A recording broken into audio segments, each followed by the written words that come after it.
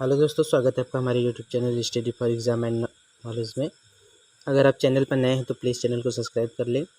आज हम लोग डिस्कस करेंगे करंट अफेयर के कुछ महत्वपूर्ण प्रश्न जो आने वाले आगामी एग्ज़ाम्स पेट और ग्रुप डी में पूछे जा सकते हैं। आज हम लोग लगभग 1000 प्रश्नों को डिस्कस करेंगे और जो प्रश्न होंगे 1 लीनियर क्वेश्चन होंगे और टॉपिक वाइज हम प्रश्नों को हल करेंगे। तो स्टार्ट करते हैं। आज का पहला प्रश्न,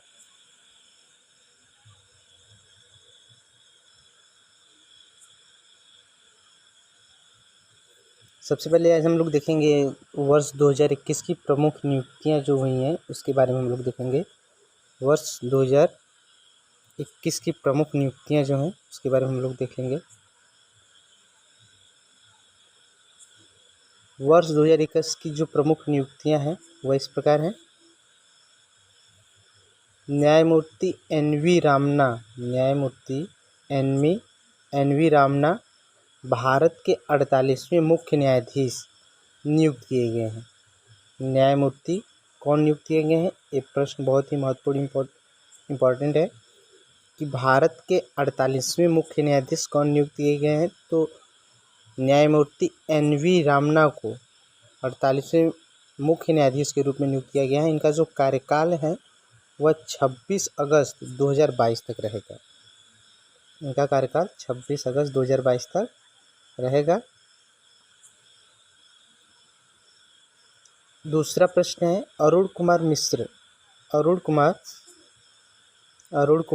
मिश्रा को राष्ट्रीय मानवाधिकार आयोग के 8वें अध्यक्ष चुने गए। अरुण कुमार मिश्रा को राष्ट्रीय मानवाधिकार आयोग के 8वें अध्यक्ष चुने गए। नेक्स्ट प्रश्न है सुरेश एन पटेल नए केंद्रीय सतर्कता आयुक्त नियुक्त किए गए। नए केंद्रीय सतर्कता आयुक्त किसे नियुक्त किया गया है? तो सुरेश एन पटेल को केंद्रीय सतर्कता आयुक्त नियुक्त किया गया है। वहीं अरुण कुमार मिश्र को राष्ट्रीय मानवाधिकार आयोग के 8वें अध्यक्ष चुने गए हैं।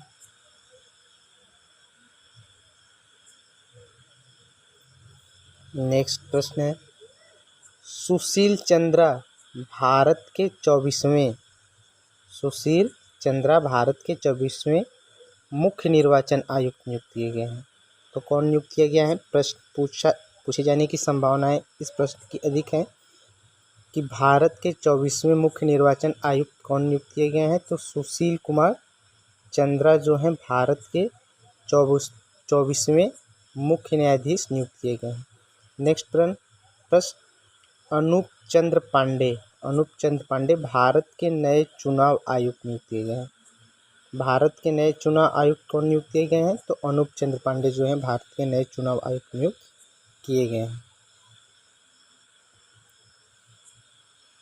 नेक्स्ट प्रश्न अधीर रंजन चौधरी जो हैं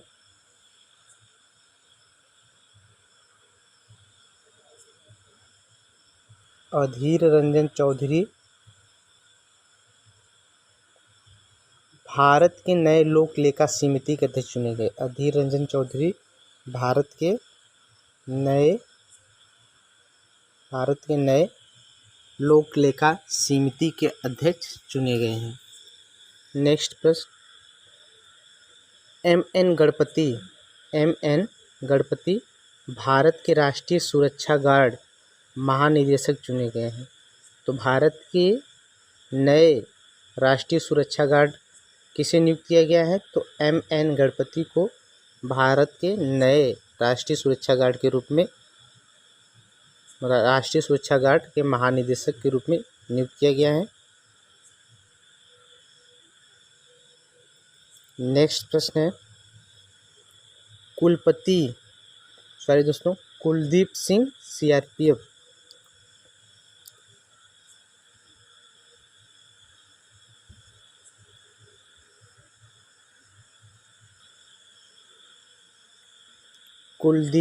सीआरपीएफ के महानिदेशक नियुक्त किए गए हैं। कुलदीप सिंह सीआरपीएफ के महानिदेशक नियुक्त किए गए हैं।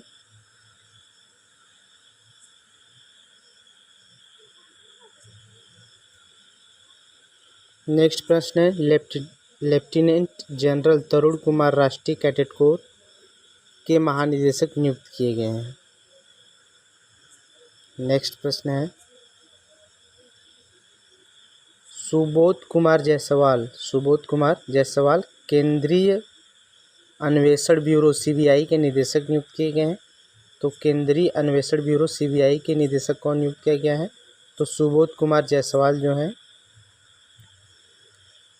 को केंद्रीय अन्वेषण ब्यूरो सीबीआई के नए निदेशक के रूप में नियुक्त किया गया है। नेक्स्ट प्रश्न है, एस.एन. सुब्रमण्यम राष्ट्रीय सुरक्षा परिषद के अध्यक्ष नियुक्त किए गए हैं। नेक्स्ट प्रश्न, हिमा दास असम के डीएसपी पद के लिए नियुक्त की गई हैं। उन्हें डिंग एक्सप्रेस के नाम से भी जाना जाता है। तो असम के डीएसपी पद पर किसे नियुक्त किया गया है? हिमा दास को नियुक्त किया गया है।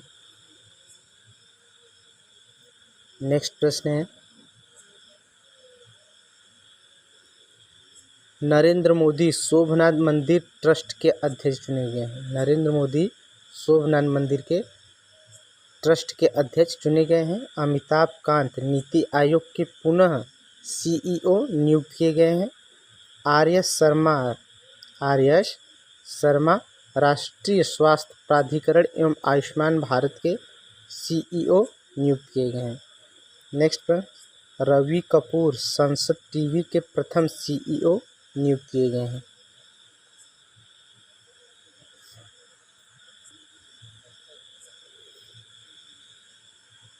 नेक्स्ट प्रश्न है, सौरभ गर्ग भारतीय विशिष्ट पहचान प्राधिकरण के सीईओ नियुक्त किए गए हैं। एंडी जेसी अमेजन के नए सीईओ नियुक्त किए गए हैं। तो अमेजन के नए सीईओ कौन है? एंडी जेसी अमेजन के नए सीईओ नियुक्त किए गए हैं। सुनील शर्मा रेलवे बोर्ड के नए सीईओ और अध्यक्ष चुने गए हैं। नेक्स्ट प्रश्न, डॉक्टर हर्षवर्धन WHO के एग्जीक्यूटिव बोर्ड के चेयरमैन एवं स्टाफ टीबी पार्टनरशिप बोर्ड के चेयरमैन नियुक्त किए गए हैं। नेक्स्ट प्रश्न है, अंतर्राष्ट्रीय नियुक्तियां। अब हम बात करेंगे अंतर्राष्ट्रीय नियुक्तियों पर। रणजीत सिंह डिसाले विश्व बैंक के शिक्षा सलाहकार नियुक्त किए गए हैं। रणजीत सिंह डिसाले को विश्व बैंक के शिक्षा सलाहकार नियुक्त किया गया है। आशीष चांदोरकर विश्व व्यापार संगठन में भारत के स्थायी मिशन में काउंसलर नियुक्त किए गए हैं। नेक्स्ट प्रश्न, जय शाह एशियाई क्रिकेट परिषद के अध्यक्ष एवं वर्तमान में भारत बीसीसीआई के सचिव नियुक्त किए गए हैं। सत्या नडेला माइक्रोसॉफ्ट कंपनी के चेयरमैन नियुक्त किए गए हैं। तो माइक्रोसॉफ्ट कंपनी के चेयरमैन कौन है? तो सत्या नडेला जो है माइक्रोसॉफ्ट कंपनी के चेयरमैन हैं। वहीं रणजीत सिंह डिसाले जो हैं विश्व बैंक के शिक्षा सलाहकार नियुक्त किए गए हैं। आशीष चांदोरकर विश्व व्यापार संगठन में भारत एशियाई मिशन में काउंसलर नियुक्त किए गए हैं। जय शाह जो एशियाई क्रिकेट परिषद के अध्यक्ष एवं वर्तमान भारत बीसीसीआई के सचिव नियुक्त किए गए हैं। नेक्स्ट प्रश्न है, अजय मल्होत्रा मानवाधिकार परिषद के सलाहकार समिति के पहले भारतीय अध्यक्ष नियुक्त किए गए हैं। तो कौन नियुक्त किया गया है?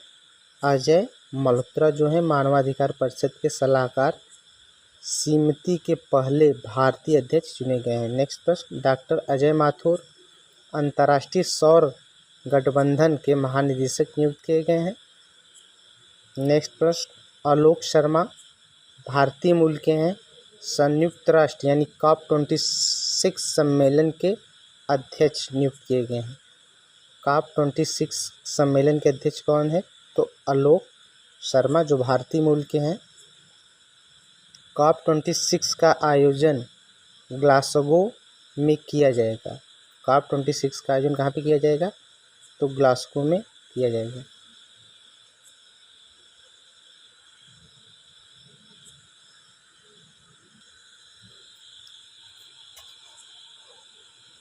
अब हम लोग देख लेंगे जो सूचकांक जारी किया गया है 2020-21 में। तो जो प्रमुख सूचकांक है उसको हम लोग देख लेंगे, जो आगामी परीक्षाओं में पूछे जाने की जिनकी संभावनाएं अधिक हैं। तो ऐसे सूचकांक को हम लोग डिस्कस करेंगे यहाँ पे। सतत विकास लक्ष्य भारत सूचकांक 2020-21। यह रिपोर्ट नीति आयोग द्वारा जून 2021 में जारी किया गया।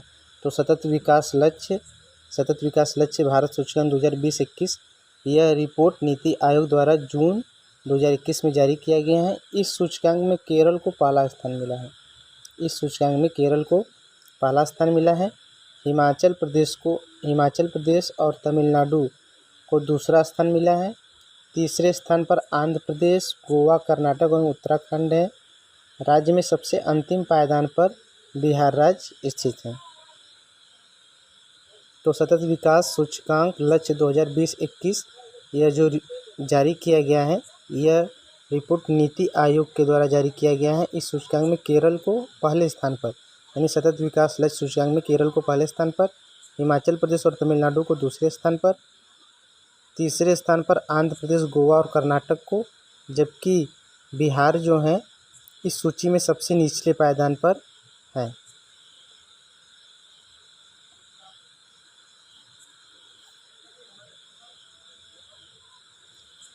ईज ऑफ लिविंग इंडेक्स 2020-21 जारी किया गया। ईज ऑफ लिविंग इंडेक्स 2020-21 जारी किया गया है।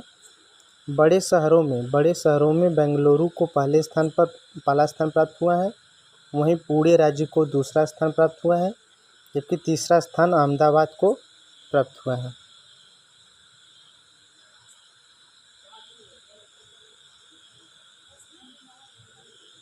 ईज ऑफ लिविंग इंडेक्स छोटे शहरों की बात की जाए तो छोटे शहरों में रहने योग्य शहर शिमला को पहला स्थान प्राप्त हुआ है।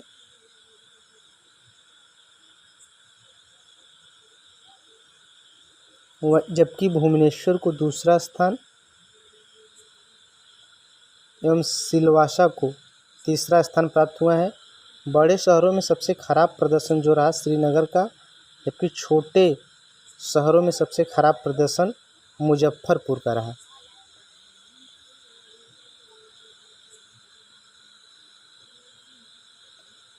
नेक्स्ट प्रश्न, नगर पालिका प्रदर्शन सूचकांक 2020 जारी किया गया है। इस सूचकांक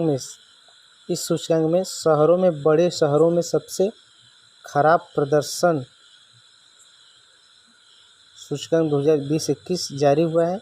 बड़े शहरों में इंदौर को पहला स्थान प्राप्त है, यानी नगर पालिका प्रदर्शन सूचकांक में इंदौर जो है पहले स्थान पर है, जबकि दूसरे स्थान पर सूरत एवं तीसरे स्थान पर भोपाल को प्राप्त हुआ है। छोटे शहरों की बात की जाए तो नई दिल्ली को पहला स्थान प्राप्त हुआ है एवं तिरुपति को दूसरा स्थान, जबकि गांधीनगर को तीसरा स्थान प्राप्त हुआ है।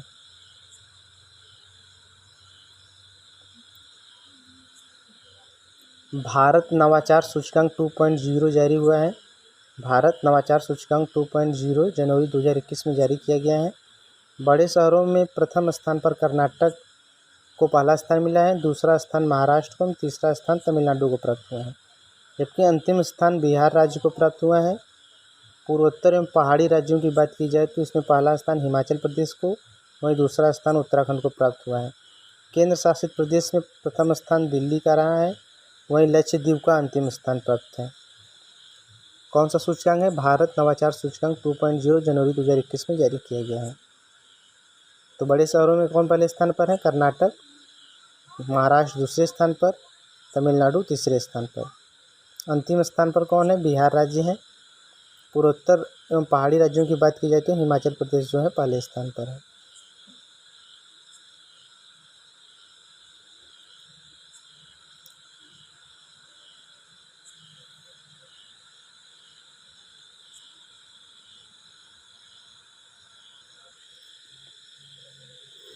अब हम लोग डिस्कस करेंगे भारत सरकार के आगामी लक्ष्य जो हैं, इसके बारे में हम लोग डिस्कस करेंगे कि जो भारत सरकार के आगामी लक्ष्य हैं वो क्या क्या हैं।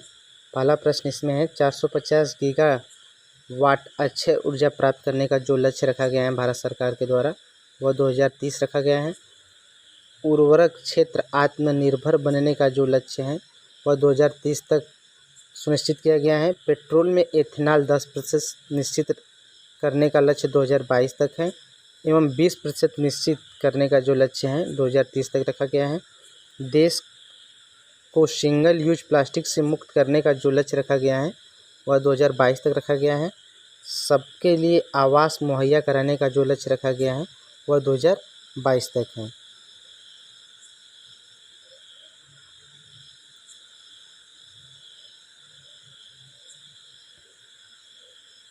हर घर बिजली एलपीजी कनेक्शन उपलब्ध कराने का जो लक्ष्य रखा गया है 2022 तक। किसानों की आय दोगुना करने का जो लक्ष्य रखा गया है 2022 तक है। भारतीय अर्थव्यवस्था को $5 ट्रिलियन इकोनॉमी बनाने का जो लक्ष्य है वह 2024 एवं 25 निर्धारित किया गया है। भारत को टीबी मुक्त देश बनाने का लक्ष्य जो है 2025 तक भारत को टीबी मुक्त देश बनाने का लक्ष्य रखा गया है। विश्व की तीसरी बड़ी अर्थव्यवस्था बनाने का जो लक्ष्य रखा गया है 2025 तक रखा गया है। भारत से पूर्ण रूप से मलेरिया उन्मूलन का जो लक्ष्य है वह 2030 तक रखा गया है।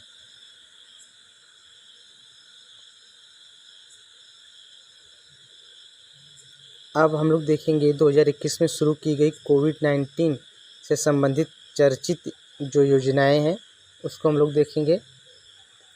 इसमें पहला प्रश्न है, मुख्यमंत्री बाल सेवा योजना उत्तर प्रदेश सरकार द्वारा प्रारंभ किया गया है।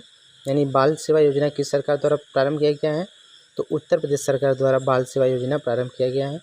घर घर औषधि योजना राजस्थान सरकार द्वारा प्रारंभ किया गया है। कोरोना वॉरियर्स योजना मध्य प्रदेश सरकार द्वारा प्रारंभ किया गया है। अनूठी उपहार उत्तर प्रदेश सरकार द्वारा प्रारंभ किया गया है। जबकि यंग वॉरियर अभियान भारत सरकार एवं यूनिसेफ और युवाओं के द्वारा प्रारंभ किया गया है। जान है तो जहान है अभियान अल्पसंख्यक कार्य मंत्रालय द्वारा चलाया गया है।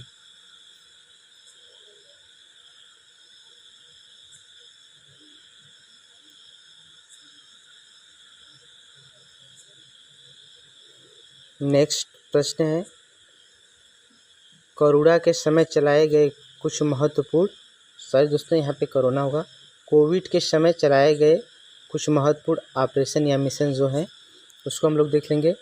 ऑपरेशन नमस्ते भारतीय सेना द्वारा खुद को कोरोना वायरस के संक्रमण से मुक्त करने के लिए चलाया गया अभियान है। वंदे भारत अभियान विदेशों में फंसे भारतीय नागरिकों को लाने के लिए चलाया गया अभियान है। मिशन सागर अभियान कोविड-19 से निपटने के लिए मालदीव, मेडागास्कर, सेशल्स एवं मेडागास्कर के आवश्यक खाद्य सामग्री तथा आयुर्वेदिक दवाओं की आपूर्ति करवाना इस मिशन का उद्देश्य है। ऑपरेशन समुद्र सेतु कोविड-19 के शुरुआती दिनों में मालदीव में फंसे भारतीयों को वापस लाने और भारतीय नौसेना का यह ऑपरेशन है, ऑपरेशन समुद्र सेतु।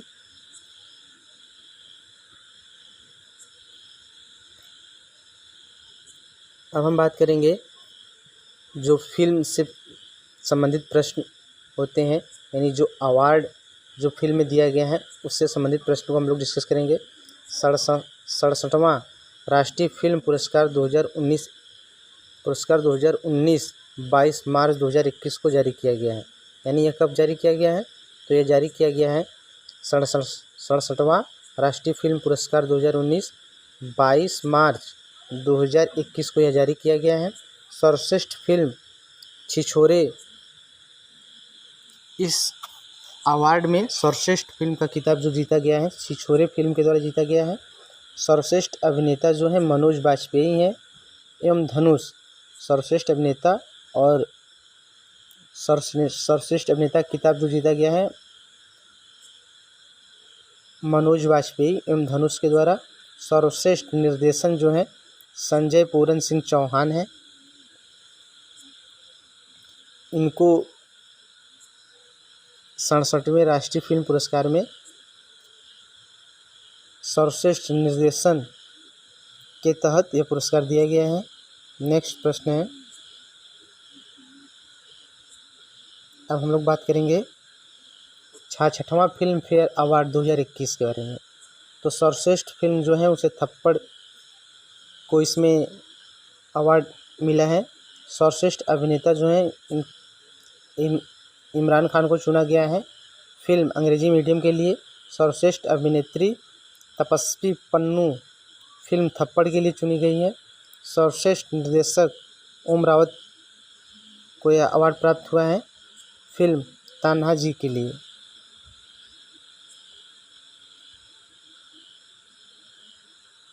नेक्स्ट प्रश्न है, Dada Saheb Phalke international film festival award. तो सर्वश्रेष्ठ अंतर्राष्ट्रीय फिल्म पैरासाइट्स को चुना गया है। सर्वश्रेष्ठ फिल्म तान्हा जी। सर्वश्रेष्ठ फिल्म कौन सी है? तान्हा जी। सर्वश्रेष्ठ अभिनेता अजय कुमार लक्ष्मी जो है इस फिल्म के लिए दिया गया है। सर्वश्रेष्ठ अभिनेत्री दीपिका पादुकोण छपाक मूवी के लिए यह अवार्ड इनको मिला है, यानी जो छपाक मूवी है इसके लिए इन्होंने सर्वश्रेष्ठ अभिनेत्री का खिताब जीता है।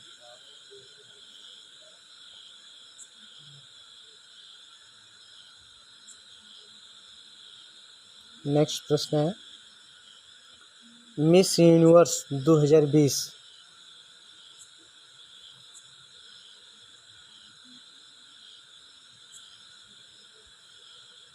मिस यूनिवर्स 2020 16 मई 2021 को आयोजित किया गया है। एंड्रिया मेंच जो कि मैक्सिको की हैं, इन्हें मिस यूनिवर्स चुना गया है। फेमिना मिस इंडिया वर्ल्ड का खिताब जो दिया गया है वह दिया गया है मनसा वाराणसी जो कि तेलंगाना की हैं, इनको मिला है फेमिना मिस इंडिया वर्ल्ड 2020 का खिताब जो कि जारी किया गया है 2021 में।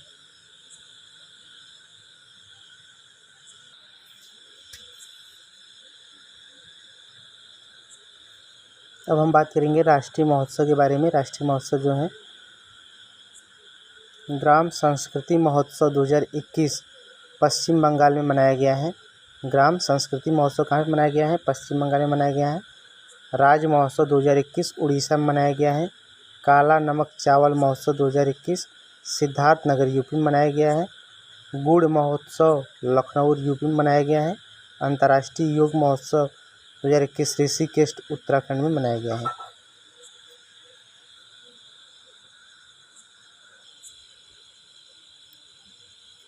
अब हम लोग बात करेंगे आर्थिक सर्वेक्षण 2020-21 के बारे में। आर्थिक सर्वेक्षण 2020-21 जो जारी हुआ है इसके बारे में हम लोग बात करेंगे। आर्थिक सर्वेक्षण 2020-21 जारी किया गया है 19 जनवरी 2021 को। भारत का आर्थिक सर्वेक्षण 2020-21 संसद में प्रस्तुत किया गया। इसकी जो थीम थी सेविंग लाइफ एंड लाइवलीहुड, इसका थीम रखा गया। आर्थिक सर्वेक्षण 2020-21 के मुख्य आर्थिक सलाहकार कृष्णमूर्ति वी सुब्रमण्यम है। कोविड-19 भारत की अर्थव्यवस्था में तीव्र गिरावट के बाद से भारत की अर्थव्यवस्था में भी सेव की रिकवरी देखी जा रही है। नेक्स्ट प्रश्न, आर्थिक सर्वेक्षण से भारत में अब तक 4 बार नेगेटिव ग्रोथ रेट देखी गई हैं। वर्ष 2020 भारत का सबसे बड़ा व्यापारिक पार्टनर कौन सा देश था? तो इसमें सबसे पहला पार्टनर जो था वह था चीन तथा दूसरे पे अमेरिका देश था। ट्रेड बैलेंस पॉजिटिव सबसे ज़्यादा अमेरिका के साथ रहा तथा दूसरे स्थान पर बांग्लादेश, यानी इन देशों के साथ भारत को लाभ अधिक हुए। नेक्स्ट प्रश्न जो है आर्थिक सर्वेक्षण 2020-21 के अनुसार सबसे ज़्यादा आयात भारत किस देश के साथ करता है? तो सबसे ज़्यादा आयात भारत चीन के साथ करता है, उसके बाद अमेरिका के साथ, उसके बाद यूएई के साथ करता है। सबसे ज़्यादा निर्यात भारत किस देशों को करता है? तो सबसे ज़्यादा निर्यात अमेरिका को करता है, उसके बाद चाइना को करता है, थर्ड नंबर पर यूएई को करता है। भारत में सबसे ज़्यादा आयात की जाने वाली वस्तु जो है तो वह है पेट्रोलियम क्रूड, पेट्रोलियम उत्पाद, सोना, टेलीकॉम उपकरण, कोयला जो है यह आयात की जाने वाली सबसे अधिक आयात किया जाता है इनका। नेक्स्ट प्रश्न है भारत में सबसे ज़्यादा निर्यात की जाने वाली वस्तु जो है वह है पेट्रोलियम उत्पाद, यानी पेट्रोलियम जो आयात किया जाता है उससे जो उत्पाद प्राप्त किए जाते हैं तो वह भारत में सबसे अधिक निर्यात किया जाने वाला। उसके बाद जो है औषधि फार्मा जो है निर्यात करने में इसका दूसरा नंबर पर स्थान है। लेसन है मोती, बहुमूल्य पत्थर, लोहा एवं इस्पात, इलेक्ट्रिकल मशीनरी इत्यादि का निर्यात अत्यधिक मात्रा में किया जाता है। जीडीपी में सबसे ज़्यादा हिस्सेदारी किस क्षेत्र से है? तो सबसे ज़्यादा हिस्सेदारी जो जीडीपी में हुआ है सेवा क्षेत्र से, दूसरे स्थान पर उद्योग क्षेत्र से, तीसरे स्थान पर कृषि क्षेत्र से है। नेक्स्ट प्रश्न है, सबसे ज़्यादा रोजगार देने वाला जो क्षेत्र है तो पहले स्थान पर कृषि क्षेत्र, दूसरे स्थान पर सेवा क्षेत्र तथा तीसरे स्थान पर उद्योग क्षेत्र है। पूरे विश्व सेवा क्षेत्र के निर्यात में भारत की हिस्सेदारी जो है वह 3.5% है। भारत में सबसे ज़्यादा प्रवासी यूएई, यूएसए और सऊदी अरब में जाते हैं, यानी भारत से सबसे ज़्यादा जो प्रवासी जो होते हैं वह यूएई में जाते हैं, यूएसए में जाते हैं और तीसरे स्थान पर सऊदी अरब में जाते हैं। विदेशी पर्यटक भारत में सबसे ज़्यादा बांग्लादेश, यूएसए एवं यूके से आते हैं, यानी जो विदेशी पर्यटक होते हैं वो भारत में सबसे ज़्यादा पहले स्थान पर बांग्लादेश से आते हैं, दूसरे स्थान पर यूएसए से, तीसरे स्थान पर यूके से आते हैं। विदेशी पर्यटक सबसे ज़्यादा तमिलनाडु, महाराष्ट्र एवं उत्तर प्रदेश में आते हैं।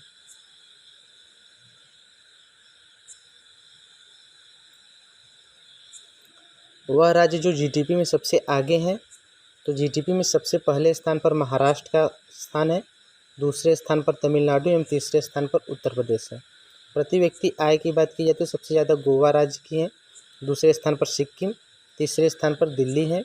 प्रति व्यक्ति आय में सबसे कम बिहार राज्य है, वहीं दूसरे स्थान पर उत्तर प्रदेश एवं तीसरे स्थान पर झारखंड है।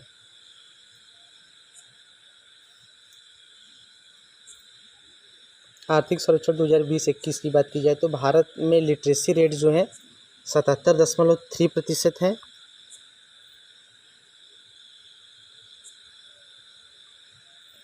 सबसे ज़्यादा गरीबी दर छत्तीसगढ़ राज्य में है।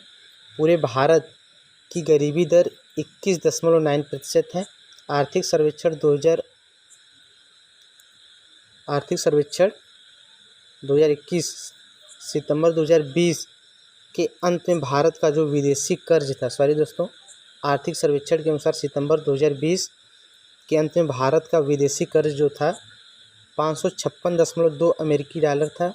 मनरेगा के अंतर्गत मजदूरी को 20 रुपया बढ़ा करके 202 रुपये कर दिया गया है। यह योजना जो है 1 अप्रैल 2020 से लागू किया गया है। नेक्स्ट प्रश्न है, सतत विकास लक्ष्य 2030 को पूरा करने के लिए संयुक्त राष्ट्र 17 गोल एवं 169 टारगेट पर काम कर रहा है। आर्थिक सर्वेक्षण 2020-21 के अनुसार the future we want Rio+20 सम्मेलन आया था। पेट्रोल में एथेनॉल 10% मिश्रित करने का जो लक्ष्य है 2022 तक रखा गया है, जबकि पेट्रोल में 20% एथेनॉल मिश्रित करने का लक्ष्य 2030 सुनिश्चित किया गया है। नेक्स्ट प्रश्न, भारतीय रेल 67,580 किमी रूट के साथ विश्व का तीसरा सबसे बड़ा नेटवर्क बना है। भारतीय रेल विश्व में प्रथम स्थान पर यात्री वाहक रेल है। भारतीय रेल विश्व का चौथा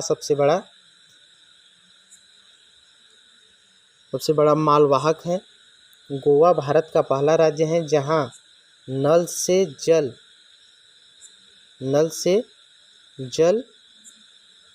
प्रतिशत लोग कनेक्शन प्राप्त कर चुके हैं।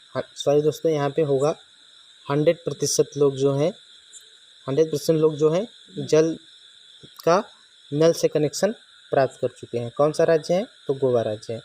गोवा भारत का पहला राज्य बना है जहाँ पर जल जो है नल से सभी घरों में पानी के लिए कनेक्शन प्रदान कर दिया गया है 100%।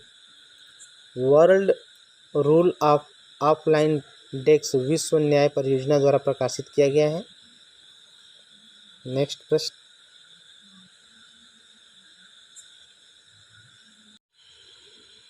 नेक्स्ट जो टॉपिक है हमारा नवीनतम पर्यावरण एवं पारिस्थितिकी, नवीनतम पर्यावरण एवं पारिस्थितिकी, इस पर हम लोग बात करेंगे। नवीनतम पर्यावरण और पारिस्थितिकी पर भारत के 2 नए टाइगर रिजर्व की स्थापना की गई है। ये जो टाइगर रिजर्व हैं वह है श्रीविल्लिपुथुर मेघामलाई टाइगर रिजर्व जो कि तमिलनाडु में है।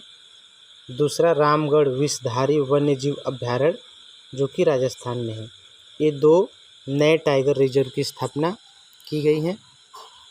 नेक्स्ट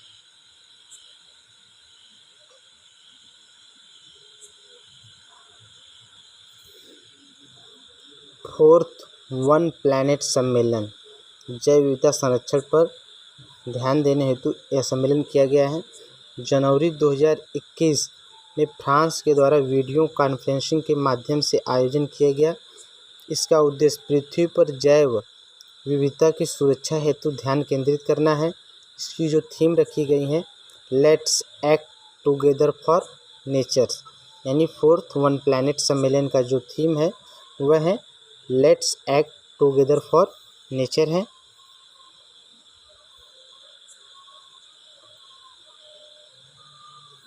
नेक्स्ट वर्ष 2020 में रामसर स्थल में शामिल भारत के महत्वपूर्ण आर्द्रभूमि, यानी 2020 में रामसर स्थल में जो भारत के आर्द्रभूमि शामिल हैं उसको हम लोग देख लेंगे। आर्द्रभूमि संरक्षण हेतु 1971 में ईरान के रामसर सम्मेलन हुआ था और इस समझौते में 1975 यह जो समझौता है 1975 में प्रभावी हुआ। भारत ने 1982 में इस समझौते में शामिल हुआ। विश्व में 2400 से अधिक रामसर स्थल हैं। जुलाई 2021 तक भारत में अंतर्राष्ट्रीय महत्व के आर्द्रभूमियों की कुल संख्या जो है 42 है। यानी जो नया डाटा है जुलाई 2021 तक भारत में रामसर स्थल की संख्या कितनी है, तो 42 भारत में रामसर स्थल की संख्या है।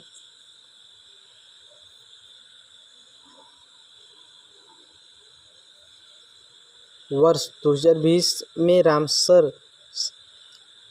रामसर अभिसमय में शामिल भारत के 5 आर्द्रभूमि।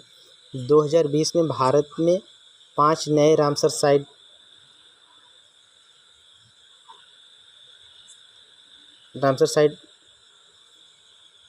जोड़े गए हैं। इसमें पहला जो है असम कंजर्वेशन रिजर्व उत्तराखंड में है, यानी असम कंजर्वेशन रिजर्व जो है यह उत्तराखंड में है। नेक्स्ट दूसरा जो है कौरताल रामसर साइट जो है जो कि बिहार में है।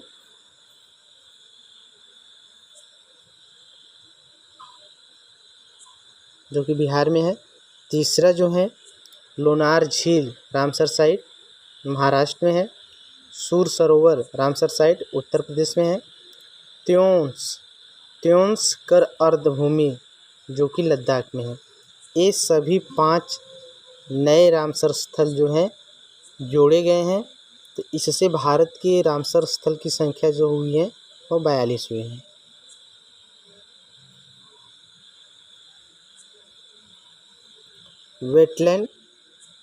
वेटलैंड्स यानी आर्द्रभूमि जो है इसके बारे में बात करेंगे। सबसे अधिक जो आर्द्रभूमि है यूनाइटेड किंगडम के 175 स्थल इस सूची में शामिल हैं। यानी जो वेटलैंड एरिया है, यानी जो रामसर साइट है, सबसे अधिक रामसर साइट जो है यूनाइटेड किंगडम में है। 175 स्थल यहाँ पर पाए गए हैं। रामसर सूची में शामिल होने वाला प्रथम स्थल जो है वह ऑस्ट्रेलिया का कोबेगर प्रायद्वीप था।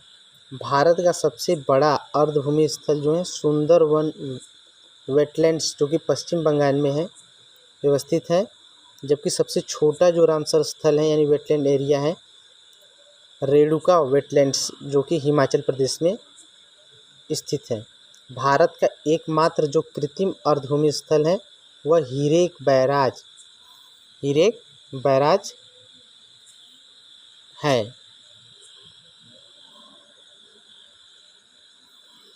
मैंग्रोव वनस्पति क्षेत्र वन स्थिति रिपोर्ट 2019 के आधार पर हम लोग देखेंगे कि भारत में वन की स्थिति क्या है, वन भारत के कितने क्षेत्रफल में फैला है या विस्तृत है। तो इसमें जो पहला है, देश में कुल मैंग्रोव वन 4,975 किमी स्क्वायर है, जो देश के कुल भौगोलिक क्षेत्रफल का 0.1% रखता है। सबसे अधिक मैंग्रोव वन पश्चिम बंगाल में दूसरे स्थान पर गुजरात है, यानी सबसे अधिक मैंग्रोव जो है वह पश्चिम बंगाल में है, दूसरे स्थान पर गुजरात। वहीं तीसरे स्थान की बात की जाए तो अंडमान निकोबार द्वीप समूह है। मैंग्रोव वन कवर में सबसे ज़्यादा वृद्धि जो है गुजरात राज्य में हुई है। तो मैंग्रोव वनों में वृद्धि जो है सबसे अधिक गुजरात राज्य में हुई है।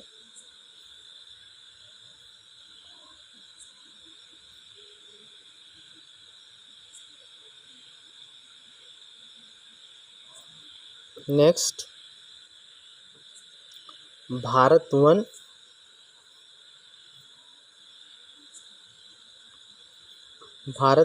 स्थिति रिपोर्ट।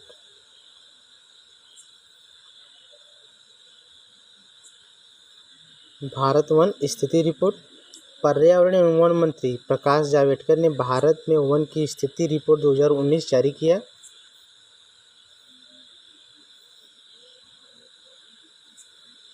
यह रिपोर्ट भारतीय वन सर्वेक्षण द्वारा जारी किया गया है। देश में वनों एवं वृक्षों में आच्छादित कुल क्षेत्रफल जो है 24.56% है। वनावरण क्षेत्र कुल भौगोलिक क्षेत्रफल का 21.67% है।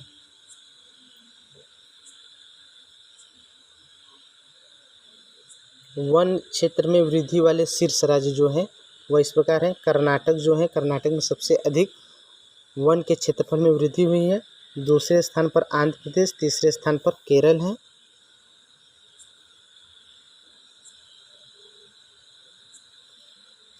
सर्वाधिक प्रतिशत, सॉरी दोस्तों यहाँ पे प्रतिशत होगा, सर्वाधिक प्रतिशत रखने वाला जो राज्य है वनों में, वह हम देख लेंगे। पहले स्थान पर जो क्षेत्रफल की दृष्टि से अगर देखें तो क्षेत्रफल की दृष्टि से सबसे अधिक वन जो है मध्य प्रदेश में है। दूसरे स्थान पर अरुणाचल प्रदेश है। तीसरे स्थान पर छत्तीसगढ़ है। वहीं बात की जाए वनावरण प्रतिशत वाले राज्य की, तो प्रतिशत की दृष्टि से सबसे अधिक जो वन है वह मिजोरम में है। दूसरे स्थान पर अरुणाचल प्रदेश एवं तीसरे स्थान पर मेघालय है। इनका प्रतिशत भी दिया हुआ है।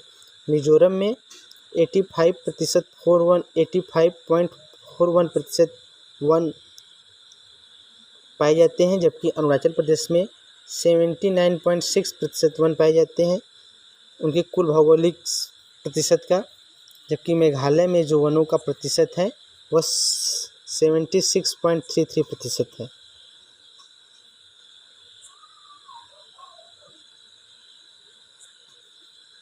वैश्विक वन संसाधन आकलन 2020 संयुक्त राष्ट्र खाद्य एवं कृषि संगठन द्वारा यह जारी किया गया रिपोर्ट है।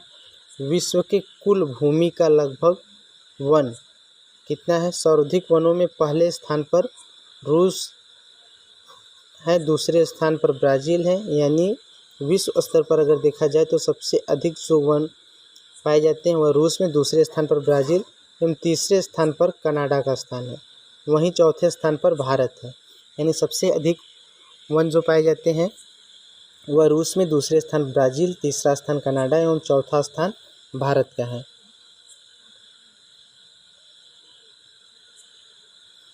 बाघ गणना रिपोर्ट 2018 जो कि 29 जुलाई 2019 को प्रकाशित किया गया है।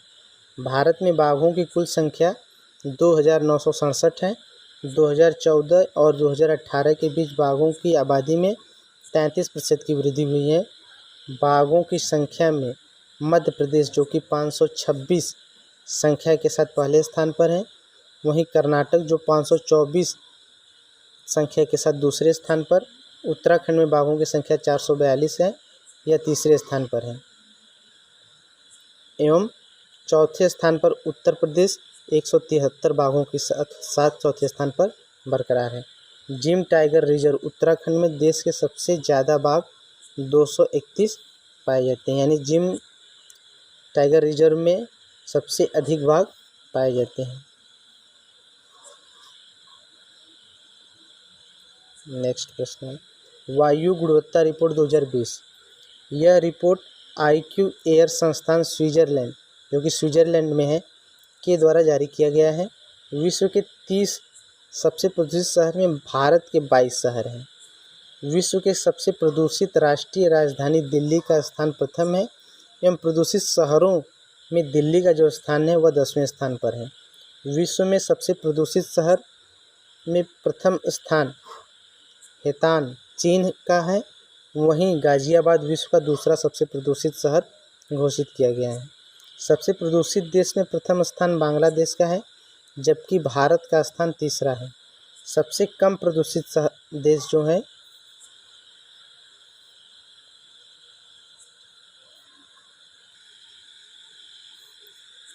सबसे कम प्रदूषित देश प्यूर्टो रिको है। सबसे कम प्रदूषित देश जो है वह है प्यूर्टो रिको, जो है सबसे कम प्रदूषित देश है। यह रहा Puerto Rico.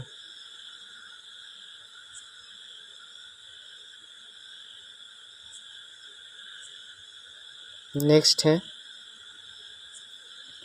Making piece nature report. Making piece nature report संयुक्त राष्ट्र कार्यक्रम UNEP के द्वारा जारी किया गया है। 67वें राष्ट्रीय फिल्म पुरस्कार 2021 में पर्यावरण संरक्षण शैली में वाटर बरियल को सर्वश्रेष्ठ फिल्म पुरस्कार मिला है। वर्ष 2020 को जैव विविधता का सुपर वर्ष घोषित किया गया है। वर्तमान भारत में 18 बायोस्फीयर रिजर्व हैं। लिविंग प्लैनेट रिपोर्ट 2020 WWF के द्वारा जारी किया गया है। इस रिपोर्ट के अनुसार 1970 से 2016 तक स्तनधारियों, पक्षियों, उभयचरों, सरीसृपों, मछलियों की आबादी में 68% की गिरावट देखी गई है और विश्व में 85% से अधिक वेटलैंड जो हैं विलुप्त हुए हैं।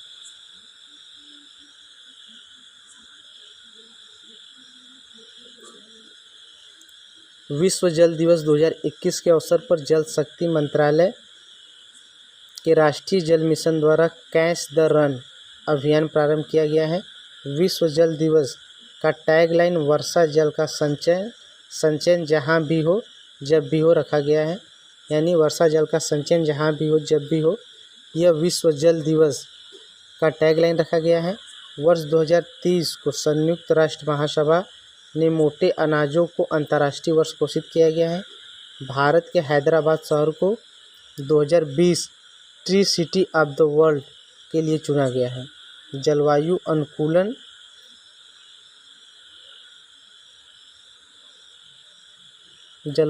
अनुकूलन शिखर सम्मेलन 2021 की मेज़बानी में वर्चुअल रूप से आयोजित की गई। इसकी जो मेज़बानी किया गया है वह नीदरलैंड के द्वारा किया गया है। अब हम बात करेंगे चक्रवात के बारे में।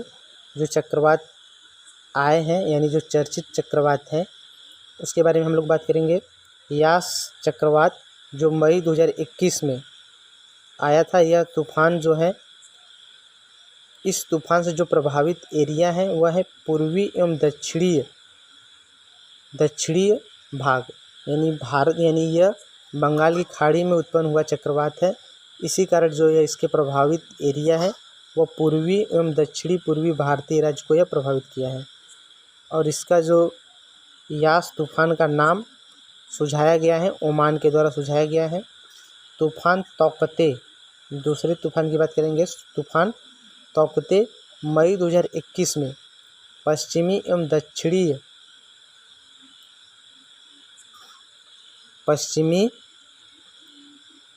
दक्षिणी तट को प्रभावित किया है। इसका नाम म्यांमार के द्वारा सुझाया गया है।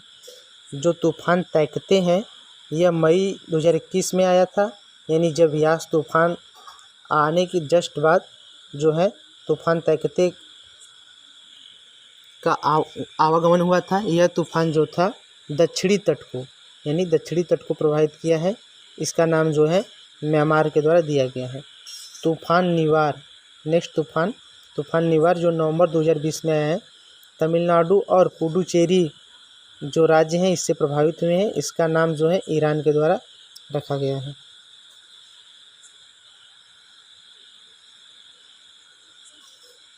नेक्स्ट, तूफान निसर्ग। तूफान निसर्ग मुंबई के क्षेत्र को प्रभावित किया है। इस तूफान का नाम जो है बांग्लादेश के द्वारा सुझाया गया है। तूफान उड़ीसा में पश्चिमी, जो तूफान है उड़ीसा में पश्चिम बंगाल के क्षेत्र को प्रभावित किया है। यहाँ पे क्षेत्र होगा, क्षेत्र को प्रभावित किया है। इसका नाम थाईलैंड के द्वारा दिया गया है। यानी तूफान निसर्ग जो है, यह जो तूफान है यह बांग्लादेश के द्वारा यह सुझाया गया नाम है। यह तूफान जो प्रभावित किया है उड़ीसा और पश्चिमी बंगाल के तट को प्रभावित किया गया है।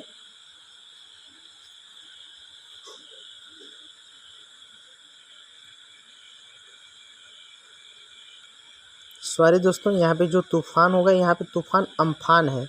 कौन सा तूफान है?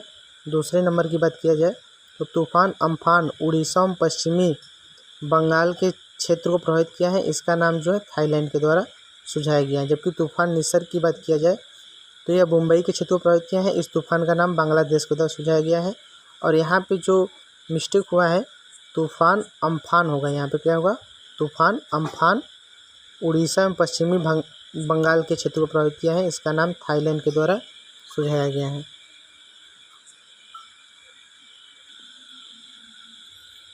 आशा करते हैं कि आपको वीडियो पसंद आया होगा, और वीडियो पसंद आए तो वीडियो को लाइक करें, शेयर करें और प्लीज़ चैनल को सब्सक्राइब करें। Thanks for watching. धन्यवाद।